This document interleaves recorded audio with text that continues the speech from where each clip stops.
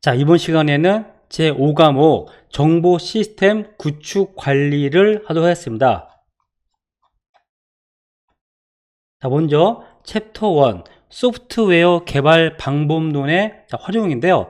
자, 먼저 소프트웨어 개발 방법론을 선정한다. 즉 다양한 개발 방법론이 있는데 그 중에 하나를 선정하는 거죠. 자, 그래서 먼저 소프트웨어 생명 주기라는 말이 있는데, 이 말은 소프트웨어 라이프 사이클이란 소프트웨어 개발 및 운용, 유지 보수 등의 각 단계를 진행하는 것으로 소프트웨어 생성부터 소멸까지 변환되는 과정이다. 그래서 가장 오래됐고 그 다음에 가장 많이 쓰였던 그 중에 방법론 중에 하나가 바로 폭포수 모델이에요. 그래서 이 폭포수 모델의 가장 기본은 뭐냐면은 이거는 분석, 분석, 설계,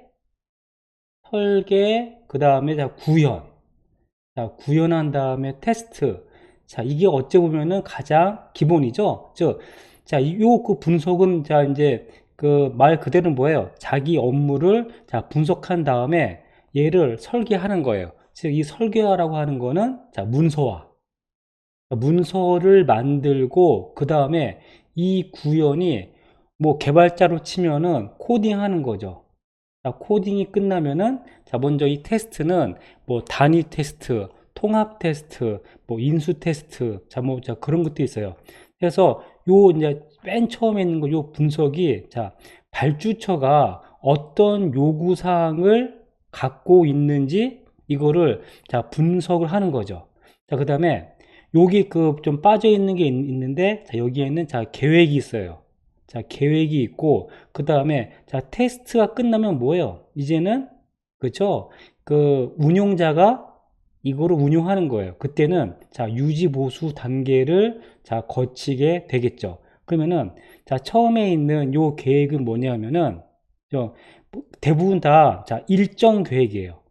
일정 계획. 즉 시간 계획 있죠? 그거를 세우는 거고, 또 하나가 해당 프로젝트를 할까 말까.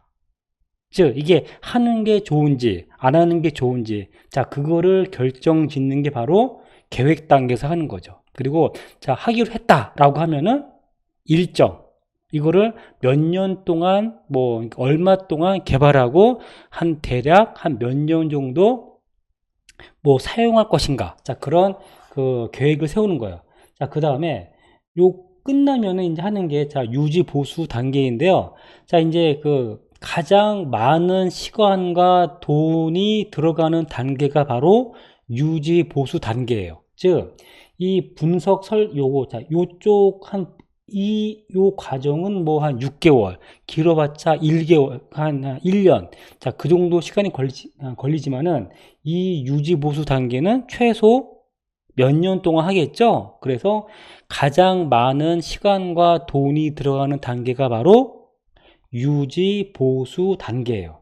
그래서 여기 보면은 분석, 설계, 구현, 테스트.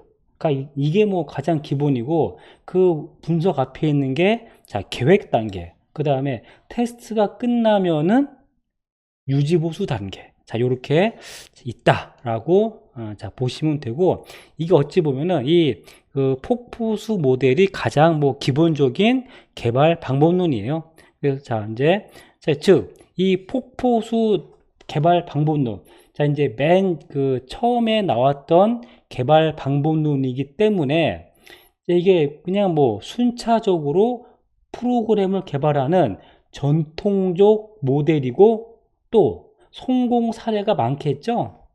당연히 사용 사례도 많겠죠. 그리고 이걸 통해서 많은 개발자와 사용자들이 프로젝트를 성공적으로 했겠죠. 그래서 각 단계별로 딱 이게 정확해요. 그 다음에 단계별 나와야 되는 산출물들이 딱딱딱딱 정해져 있어요. 하지만은 단점도 있어요. 단점은 뭐냐면은 개발 과정에서 발생하는 사용자 요구사항의 변경이 어려워요. 즉 이 발주처들도 사람이기 때문에 처음부터 완벽한 요구사항을 내는 게 어렵고, 개발 중간에 이거 우리 뭐 까먹은 게 있는데요 라고 하면서 추가적인 요구사항을 막 제출하는 거죠. 자, 그러면은 이 폭포수 모델 같은 경우에는요, 그걸 막아야 돼요. 만약에 오픈이 얼마 안 남았는데 추가 요구사항을 했다. 그러면은 그거를 받아들이는 순간 뭐 오픈은 뭐 물 건너 가는 거죠. 자, 그래서 추가적인 그 요구사항의 반영이 어렵고, 얘가 다음 단계로 얘가 딱딱딱딱, 얘가 그러니까 한 단계를 완전히 끝내고 그 다음 단계, 그러니까 자, 분석 단계가 끝나면은 설계 단계, 설계가 끝나면은 이제 구현 단계, 구현이 끝나면은 테스트 단계, 이렇게 얘가 딱딱 넘어가야 되는데, 실제로 이제 그 개발해 보면은 이게 그 두부 자르듯이 이게 딱딱 이게 잘리지가 않죠. 그죠? 예, 막 구현하면서 설계가 바뀌고 막 그게 다반사기 때문에 이게 그 이론만큼 그렇게 잘 적용되지가 않더라라는 문제가 있는 거죠. 자, 그 다음에, 자, 이 그 폭포수 모델 말고 또 하나 나온 모델이 있는데, 자, 그거는, 자, 프로토타입 모델이라는 게 있어요. 자, 이 그 프로토타입 모델은 말 그대로 프로토타입을 하나 만들어요. 즉, 여기서, 자, 프로토타입을 대충 급하게 만든 다음에 그거를 가지고 고객한테 평가를 받는 거예요. 자, 그래서 자, 고객이 오케이 하면은 다음 프로토타입을 또 만들어요. 그러니까 이거를 계속 반복을 해요. 그 오케이 하면은. 자, 그런데 자, 고객이 이 아닌 것 같은데요 라고 하면은 다시 이쪽으로 되돌아가는 거예요. 해가지고 설계를 다시 한 다음에 작은 프로토타입 만들고, 즉 이거는 뭐예요? 하나의 커다란 프로젝트를 작은 조각으로 만든 다음에 이 조각을요, 하나의 그 프로토타입, 즉 간단한 프로그램으로 만들어서 발주처한테 보내줘 가지고 이 각각에 대한 그 허가를 받는 거죠. 자, 이게 바로 프로토타입 모형이에요. 이게 왜 나왔냐면은 그 작은 프로젝트 같은 경우에는 발주처도 자기가 어떤 거를 원하는지 모르는 경우가 많아서, 자, 문서를 가지고 보여주는 게 아니고 어느 정도 돌아가는 화면, 즉 프로그램을 보여주면서 이 평가를 받는 거예요. 그래서 자, 이 개발 방법론은 사용자 요구사항을 잘 반영이 돼요. 즉 변경되는 사용자의 요구사항을 잘 반영할 수가 있다. 그래서 지금 말 그대로 그 프로토타입을 계속 만들어 가지고 프로젝트를 진행하는 게 바로 프로토타입 모형이에요. 자, 하다 보니까 자, 가장 큰 장점은 사용자 요구사항의 반영이 용이하고, 그 다음에 의뢰자가, 즉 발주처가 최종 결과물이 나오기 전에도 결과물의 일부나 모형을 볼 수가 있는 거죠. 그래서 자, 프로토타입 모형은 자, 개발자, 의뢰자 모두 공동의 참조 모델을, 그러니까 그 결과물을 보고서 그 결과물을 갖고 이게 맞다 틀리다를 확인해 볼 수가 있는 거죠.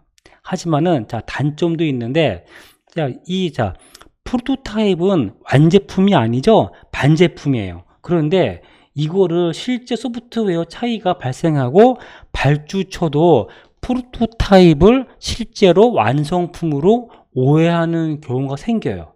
그 다음에 단기간에 개발돼야 되기 때문에, 자, 프로토타입 보통 뭐 하루 이틀이면 만들어야 하거든요. 하다 보니까 비효율적인 언어나 알고리즘을 사용할 수가 있다. 그냥 대충 화면만 돌아가도록 그냥 짜 놓는 거죠. 하다 보니까 실제 데이터가 들어간 프로그램을 넣으면은 얘가 잘 돌아가지 않는 경우가 생기는 게 바로 프로토타입 모델이에요. 자, 그래서 또 나온 게 있는데, 바로 자, 나선형 모델이라는 게 이제 나왔어요. 자, 이 나선형 모델에서 가장 큰 특징 또는 핵심은 뭐다? 바로 이 위험 분석 과정이 있는 거예요. 즉 이거를 계속 뱅글뱅글 돌리는 거예요. 자, 처음에 계획을 수립을 해요. 그런 다음에 그 계획에 따른 위험 분석을 한 다음에 그게 끝나면은 자 이제 개발합니다. 자 그러면은 자 개발이 끝났어요. 그러면은 그 결과에 대해서 고객이 평가하는 거죠. 자 이게 한 사이클이에요. 그럼 얘가 또 돌아요. 자 다음 사이클에 계획 수립, 위험 분석, 개발, 고객 평가 또 돌아요. 자 이거를 계속 돌리는 거예요. 이게 바로 나선형 모형이고, 나선형 모형에서 가장 중요한 특징은 바로 위험 분석 과정이 있다라고 하는 거예요. 그래서 자, 나선형 모델은 가장 현실적인 모델로 폭포수, 즉, 자, 이건 우리가 흔히들 개발 문서가 폭포수처럼 많다라고 얘기하는데, 자, 초창기에 폭포수 모델과 프로토타입 모델의 장점을 취했고, 거기에 위험 분석, 요거죠? 위험 분석 기능을 추가한 거예요. 그래서 자, 얘는 나선 모형처럼 소프트웨어 개발 과정을 반복을 해서 점진적으로 최종 소프트웨어를 개발하는 것으로 점진적 모델이라고 하고요. 자, 소프트웨어 개발 과정에서 발생하는 위험을 관리하고 위험을 최소화하는 것이 목적. 즉, 위험 분석이 그거의 목적이고요. 자, 이러한 나선형 모형의 장점은 비용이 많이 들거나 시간이 소요되는 대규모 시스템에 적합해요. 왜냐? 중간에 위험 분석 과정을 거치기 때문에. 자, 그래서 점진적인 반복 작업을 통해서 새로운 요구사항을 추가할 수가 있어요. 계속 나선형처럼 돌기 때문에. 그 다음에 이거죠. 자, 위험 분석을 통해서 위험 요소를 사전에 제거해서 유지보수 비용 유지보수 과정이 필요 없다라기보다는 자, 유지보수 과정을 최소화할 수 있다. 또는 발생되는 위험을 최소화할 수 있다. 자, 그런 거고요. 자, 단점은 뭐냐면은 이거죠.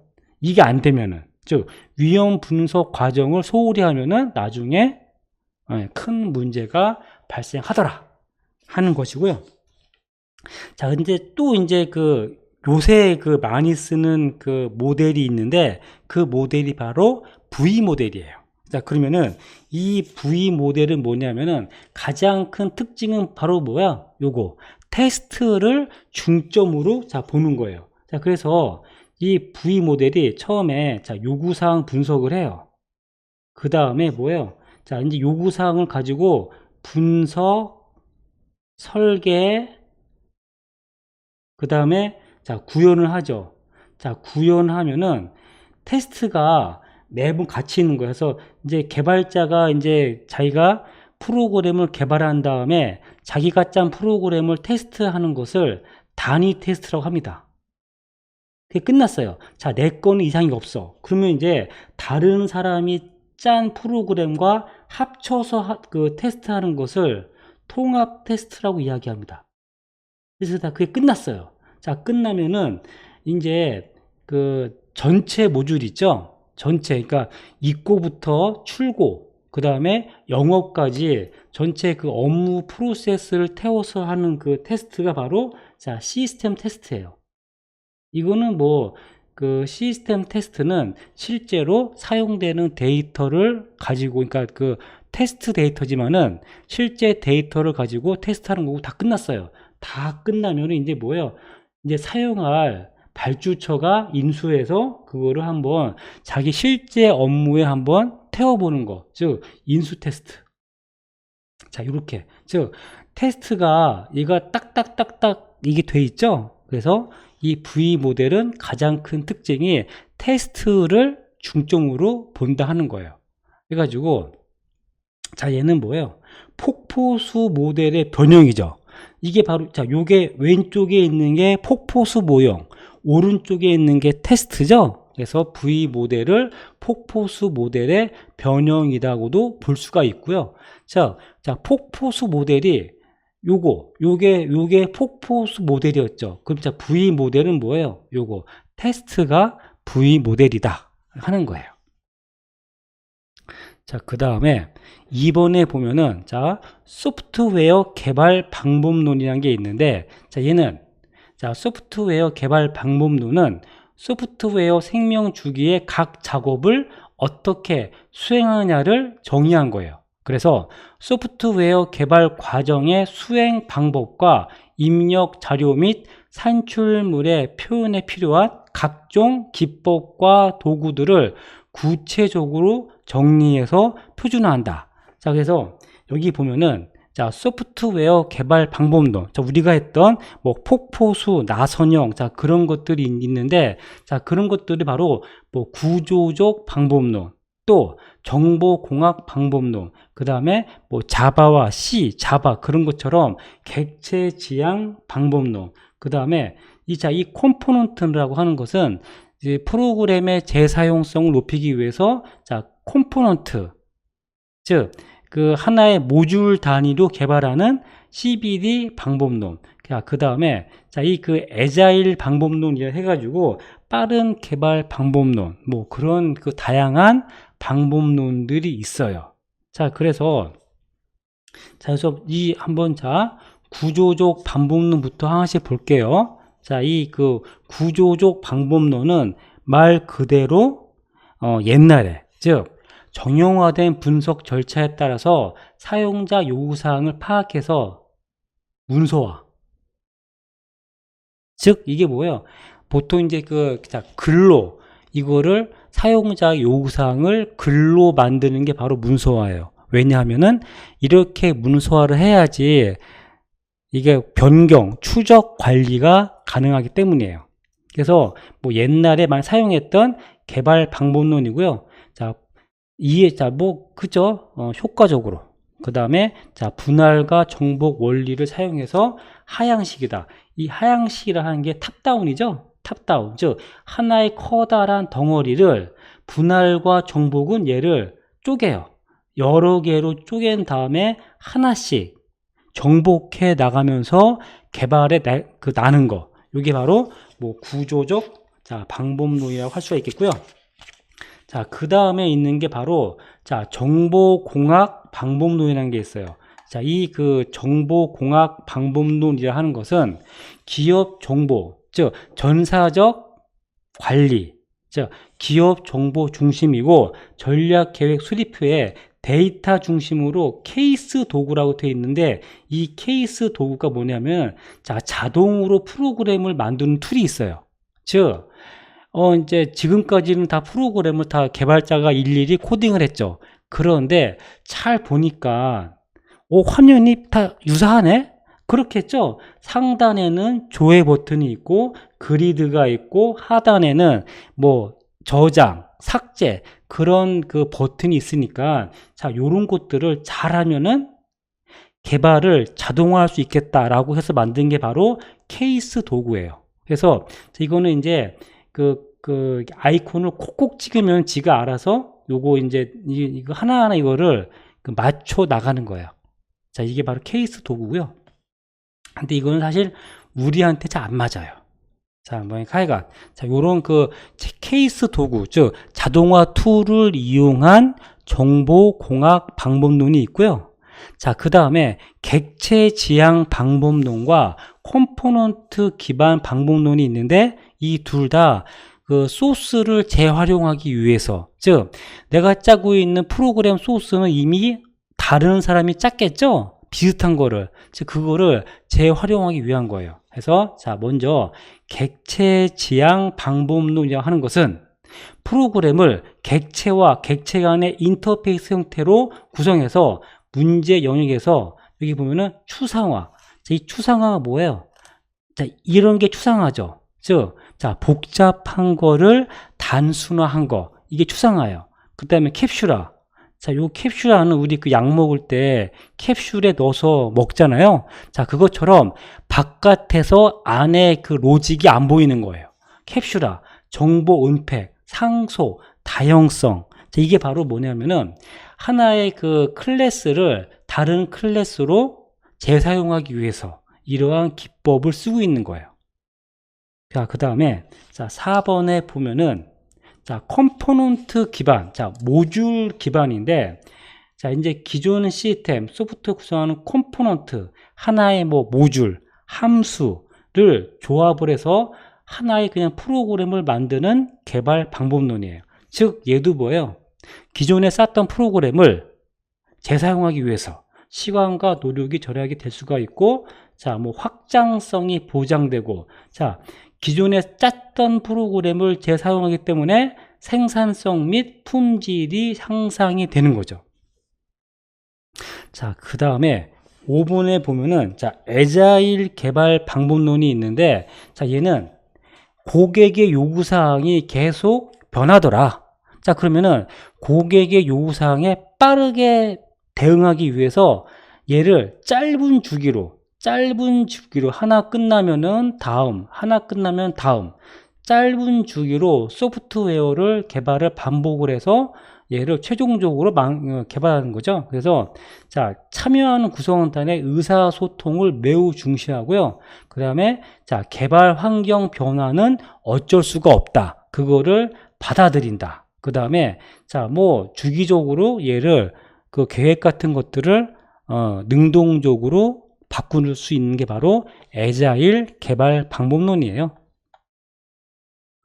자, 그 다음에 자, 3번에 보면은 자, 일정 관리 모델이 있는데 뭐 자, 프로젝트를 할 때 가장 큰 문제가 뭐겠어요? 당연히 일정이 딜레이가 되는 거죠. 그래서 자, 한번 우리 할 때 일정이 어떤 시점에는 어디까지 끝나야 되는지 자, 그걸 한번 계획을 세보자 하는 거예요. 그래서 자, 프로젝트 일정 계획이란 프로젝트 개발 기간의 지연을 방지하고 프로젝트가 계획대로 진행되고 있는지 확인해야죠.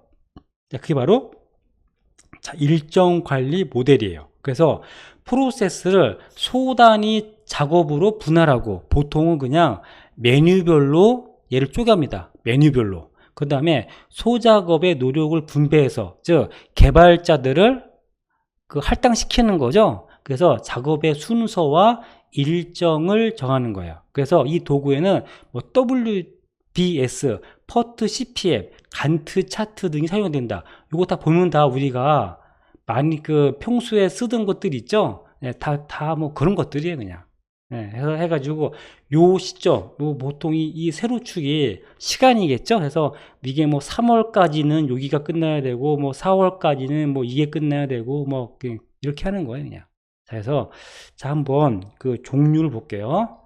자, 먼저 있는 게 자, WBS라는 게 있는데 자, 이 WBS는 자, 작업을 자, 이제 분류를 한 거예요. 그래서 자, 작업 분류로는 프로젝트에서 수행해야 되는 작업을 자, 활동을 기준으로 작업을 자, 계층 구조, 즉 뭐 레벨 1, 2, 3로 나눌 수 있는 계층 구조로 분해함으로써 범위를 정하는 방법이에요. 그래서 소단위로 분할한다. 모든 작업을 파악할 수 있다. 보통 이때는 그냥 메뉴로 그냥 이거를 분할해요. 그래서 자, 이제 이런 거죠. 하나의 커다란 프로젝트예요. 하나의 커다란 프로젝트가 있으면은 얘를 작은 업무 단위로 얘를 쪼개는 거예요. 자, 업무 단위를 자, 쪼개요. 자, 그 다음에 이 업무를 구성하고 있는 작업 패키지가 있겠죠? 그래서 이 작업 패키지를 얘 또 업무를 쪼개는 거예요. 이거를. 쪼개고. 그래서 이제 요걸 잘 보면은 요 자체가 그냥 프로젝트의 메뉴가 돼요, 그냥. 메뉴별로. 그러니까 나중에 보면은 이 업무가 메뉴로 그냥 바뀌는 경우가 많이 있죠. 자, 그 다음에 자, 2번에 보면은 자, 퍼트 CPM이라는 게 있는데 자, 얘는 가장 중요한 게 자, 작업의 순서예요. 작업의 순서나 이 순서나 진행 사항을 파악할 수 있는 작업 네트워크예요. 그래서 각 작업이 수행되는 시간과 작업 사이의 관계를 파악할 수가 있다. 그 다음에 여기 보면은 임계 경로라는 말이 있는데 마치 이제 자, 실제로 자, 프로젝트를 이제 내가 B라고 하는 지금 업무가 있어요. 그런데 이 B라고 하는 업무는 A 업무가 끝나야지 B를 할 수가 있는 거예요. 자, 그 다음에 B가 끝나야지 C가 되는 그런 케이스가 많아요. 그러면은 이 업무 순서가 A가 한 다음에 그 다음에 B 해야죠. 그 다음에 C 해야죠. 이 순서가 정해져 있는 거예요.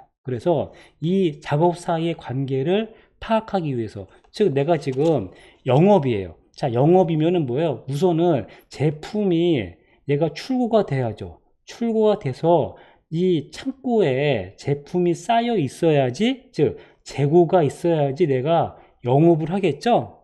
그 업무 순서가 정해져 있더라 하는 거예요. 자, 그러면은 여기서 보면, 자, 임계 경로라는 거 있는데 가장 긴 경로예요. 자, 그러면은 자, 밑에서 이제 요게 이제 각각의 업무예요. 그 다음에 이게 뭐 개발 일자예요. 그러면은 자, 여기서 임계 경로는 뭘까요? 가장 긴 경로는, 자, 얘가 스타트예요. 근데 얘가 엔드예요. 가장 긴 경로.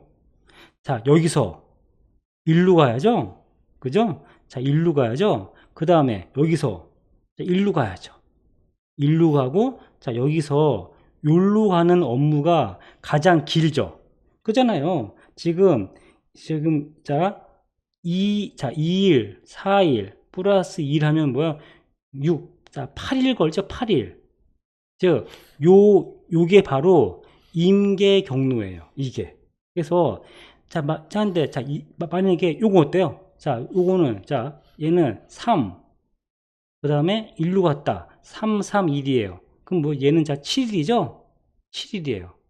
즉 이 말은 뭐냐면은, 자, 만약에 내가 요 V5라고 하는 업무를 맡았어요. 그러면은 나는 하루 정도는 농땡이를 펴도 돼요. 왜냐하면은 얘보다 적으니까. 근데 만약에 내가 이 업무, 자, 임계 경로상에 있던 어떤 업무를 내가 맡았어요. 그러면은, 자, 내가 만약에 하루가 더 딜레이가 됐다. 그럼 얘가 9일이 딱 되겠죠? 만약에 내가 2일이 딜레이가 됐다. 그럼 얘가 10일이 돼요. 즉, 내가 이제 그 임계 경로상의 업무를 맡으면은 나는 쉴 틈이 없는 거예요. 자, 즉, 이 퍼트 CPM이라고 하는 거는 작업 순서를 정할 때 사용하는, 그 다음에 임계 경로, 뭐 그런 걸 정할 때 사용하는 게 바로 퍼트, 자, CPM이에요. 자, 그 다음에 간트 차트라는 게 있는데, 이 간트 차트는 우리가 일상생활에서 가장 많이 보는 일정 관리죠. 그래서 얘는 뭐 요 정도, 얘는 이 정도, 얘는 이 정도, 뭐 이렇게 많이 하잖아요. 이게 바로 간트 차트예요. 그래서 자, 프로젝트를 구성하는 각 작업 단위들의 진행 막대 차트로 표시하는 일정 시간 타입. 그래서 이정표, 일정, 작업 시간, 산출물의 항목으로 구성된다라고 하는데, 이런 거죠. 그래서 얘는 뭐 1월, 2월, 3월, 4월. 그래서 3월 달까지는 분석이 끝나고, 실제 이제 뭐 개발은 뭐 분석 설계 단계 하고, 막 여기 개발은 뭐 이렇게 뭐 개발한다. 뭐 이런 것들이 있죠. 이런 게 바로 간트 차트의 이제, 자, 간트 차트고요. 자, 그 다음에 자, 이제 그 4번에 이제 그 비용 산정 모델이라는 게 있는데, 자, 먼저 이 하향식 비용 산정 기법은 뭐예요? 위에서부터 아래로 내려가는 게 하향식이죠. 즉, 전체 비용을 먼저 산정한 다음에 각 작업 단위별로 비용을 세분화하는 산정 방법이에요. 그래서 전체 우리 프로젝트가 만약에 5억짜리다 그러면은, 자, 그 업무는 몇 억, 생산은 몇 억, 그 다음에 판매는 몇 억, 이런 식으로 얘를 분배하는 거예요. 그래서 과거 개발 경험과 전문 지식이 있는 개발자들이 참여해서, 아, 내가 전에 이거 봤더니 총 한 5억 정도는 들더라. 네, 그게 그렇게 하는 거죠. 그래서 자, 하향식, 즉 위에서부터 밑으로 내려가는 방법에는 전문가 감정법과 델파이법이 있어요. 그래서 자, 먼저 자, 전문가 감정 기법이라고 하는 것은 조직 내 경험이 있는 2명 이상의 전문가가 비용 산정을 의뢰하는 방식이에요. 그래서 신속하게 할 수 있지만은 아무래도 주관적인 편견이 들어갈 수가 있겠죠. 자, 그래서 이게 좀 너무 주관적이다 보니까 그래서 나온 게 델파이법이에요. 즉 델파이법이라는 하는 것은 한 명의 중재자, 조종자와 여러 명의 전문가가 의견을 맞대서 비용을 산정하는 기법으로 전문가 간정 기법, 즉 가장 큰 게 주관적이에요. 주관적. 자, 이 주관적이라고 하는 거를 어떻게든지 객관화 시킨 게 바로 델파이 기법이에요. 자, 그 다음에 2번에 보면은, 자, 여기에 보면은, 자, 상향식 비용 산정 기법이 있는데, 자, 먼저 얘는 이제 아까 했던 거는 하향식이고, 자, 상향식은 뭐냐면은 이 모듈들의 각각의 비용을 산정해요. 자, 그러면은, 자, 요 모듈이 모여서 요게 되고, 요 모듈이 모여서 요게 이루어지고, 그 다음 요 놈들이 모여서 하나의 전체 프로젝트가 만들어지겠죠? 그래서 이거를 뭐예요? 이 각각의 모듈들의 비용 합치면은 이 전체 프로젝트의 비용이 만들어지는 거. 이게 바로 상향식 비용 산정 기법이에요. 그래서, 자, 프로젝트의 각 작업 단위별로 비용을 구한 다음에 합치는 거예요. 합쳐서 전체 비용을 산정하는 방식으로, 자, 라인 오브 코드, 즉 라인 수를 가지고 비용 산정하는 방법, 그 다음에 개발 단계별 인원수 기법, 그 다음에 자, 수학적 산정 기법 등이 있습니다. 자, 그래서 자, 초창기 옛날에 많이 썼던 게 LOC, 즉 라인 오브 코드, 자, 원식 코드 라인 수 기법이고요. 자, 여기서 각 기능의 원식 코드의 라인 수의 비관치, 그러니까 뭐 한 최소 한 몇만 마인을 몇만 라인이 들겠다라고 하는 거를 하고, 또 낙관치 예측을 해서 비용을 산정하는 자, 이 방법이고요. 자, 요거는 자, 공식인데 이 공식을 외우기보다는요, LOC 기법에 들어가는 그 항목들 있죠. 항목. 자, 이 항목들만 좀 정리해 두면 충분합니다. 해가지고 크게 보면은, 자, 항목에는 예측치가 있죠. 그 다음에 낙관치가 있죠. 그 다음에 자, 기대치가 있죠. 그 다음에 자, 비관치가 있어요.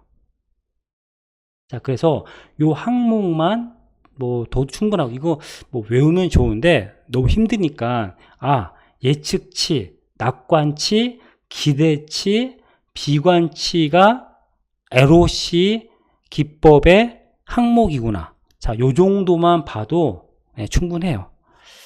자, 그렇고요. 자, 그 다음에 자, 2번에 보면은 자, 개발 단계별 인원수 기법이 있는데 요거는 자, 다음 시간에 하도록 하겠습니다. 자, 고생했습니다.